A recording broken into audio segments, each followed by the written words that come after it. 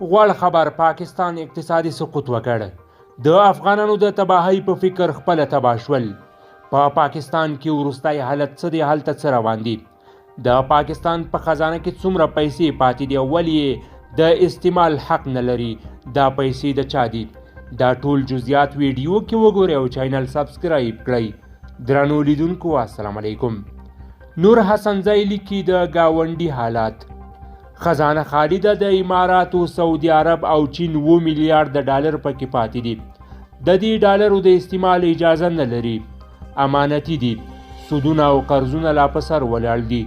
لویو ښارونو او فکټریو ته امر شوی چې د برېښنا د سپما لپاره به له ماښام وروسته هر څه تړي.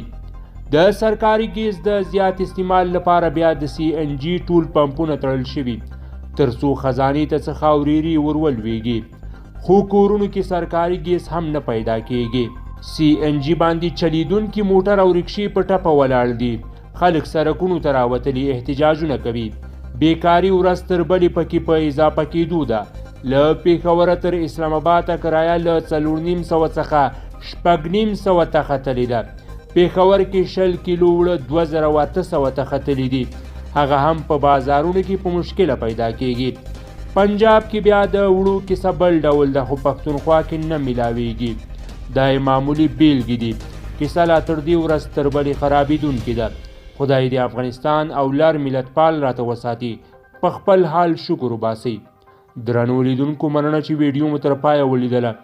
د نورو مهمو او وروستیو جزئیاتو لپاره زموږ سره پاتې شئ.